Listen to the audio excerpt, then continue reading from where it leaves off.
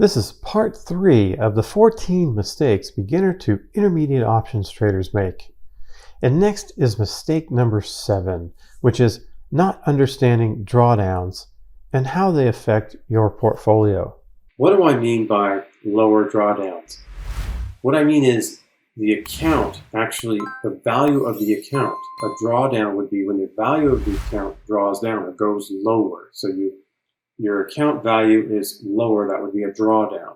One of the most important aspects to managing a portfolio is to keep the drawdowns to a minimum. Once a drawdown occurs, it's an uphill battle to get the portfolio back up and to recover. And as you can see here in the spreadsheet, the real cost of drawdowns, if you draw down 10% on your portfolio, you need to recover, you need to get 11% return back to get back to even, which is not bad. But if you draw down 30% on your portfolio, you need a 43% return in the future just to get back to even. Let me ask you this. If you have a 50% drawdown, what kind of return do you need to get back to even? A lot of people would say, oh, you need a 50% return. Well, let's think about that. If you have a $100,000 portfolio and you draw down 50%, that means you have $50,000 left, and you get a 50% return, that's only going to bring you back to $75,000. You're actually, when you're at that $50,000 level, you need to have a 100% return to get back to even, back to that $100,000 that you started with. For this reason, it's important to mitigate drawdowns as much as possible, because as you can see, you actually need to make higher returns just to get back to even. Now I want to go over how drawdowns affect return on risk. Now, return on risk is the true measure of trading or investing success. And I've mentioned many times that if you make a 20% return, for example, but you had a drawdown of 60% to achieve that 20%, you're not really getting good returns. And the goal of a money manager is to keep drawdowns low and returns high. And this should be your goal when trading or investing. Now, next I will get into how drawdowns impact risk-adjusted returns.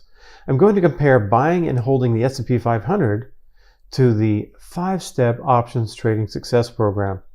And I've run both scenarios through all 4 market types. Remember, the market types are, number 1, the crash market, represented by August 2015, February 2018, and March 2020. Number 2, the grind down market, represented by the 4th quarter of 2018. And number 3, the sideways market, represented by the first 6 months in 2015. And number 4, finally, the rising bull market, represented by the entire year of 2017.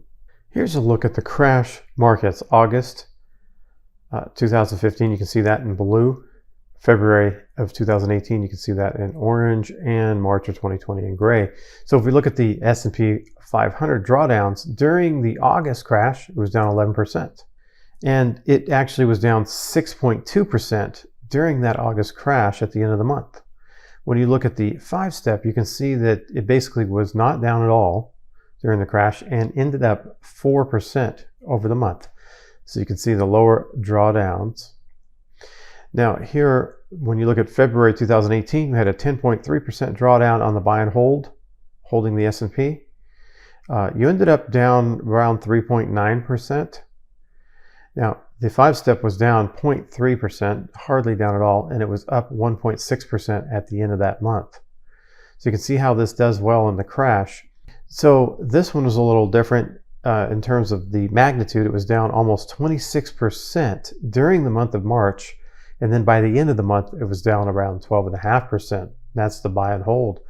With the 5-step options trading success program, you can see that we are down about 5% maximum, but we ended up 3.6% during the crash month of March 2020.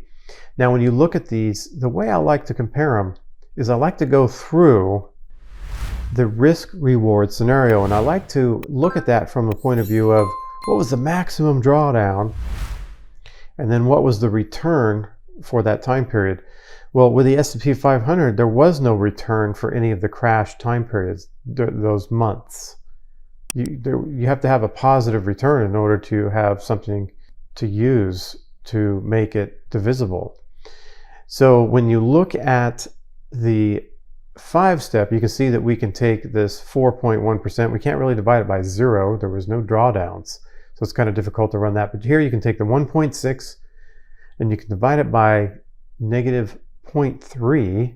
So if we do a little calculation here, we can go 1.6 divided by 0.3. So you have a 5.3. That's your risk reward. So you're risking 1 to make 5.3. Okay, and that's during a crash with the 5-step program. And that was for February 2018. 3.6 divided by 4.8, which means that you would risk 1 to make 0.75, which I don't think is great, but in a crash, that's really good. Over here, you can't do it. There's no positive returns during a crash when you're in the buy and hold of the S&P 500. So you can see when you have these large drawdowns during crashes, you don't have the recovery. So the recovery is not there. And because when you have larger drawdowns, it's like I've mentioned in the past, it's harder to recover. It's harder to get back up there. When you have smaller drawdowns like this, it's easy to recover and actually come out ahead. Now, when we look at the drawdowns during the fourth quarter grind down of 2018, we have the S&P, which was down 19.4% during that time period, and it ended up being down almost 14%. And you can see the 5-step, during the grind down, it didn't do well, but it did much better than the S&P. It's only down 7.6% during that 3-month time period where the S&P was down 20. And then at the end, because it was only down 7.5%, it had the ability to recover quickly. So when you don't have these large drawdowns like this is not a large drawdown, you can recover. This right here, a large drawdown, hard to recover. And this is the grind down market. Now, if we look at the sideways market, which happened during the first half of 2015, you can see that the S&P was down 3.77% at the most during that sideways market, but by the end, it was up about 0.2%. So you can see that was a sideways market. Now with the 5-step, there was never any drawdowns, and at the end of the 6-month period, it was up over 14%. So again, nothing divisible by because it didn't draw down at all. And that's just a very healthy situation to be in.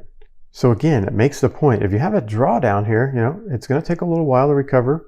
But if you don't have any drawdowns, you can just shoot right up.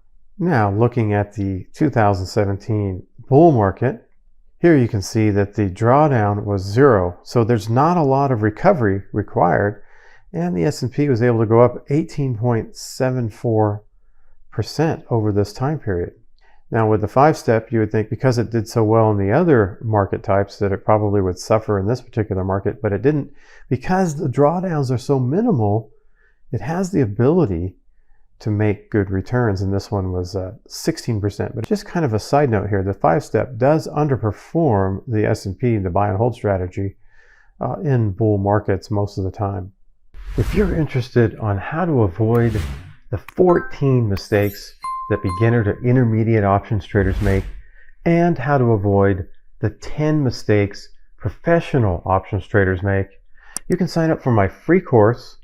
There's a link in the description below, or you can sign up for my 5-step options trading success program. And that course also has a link in the description below.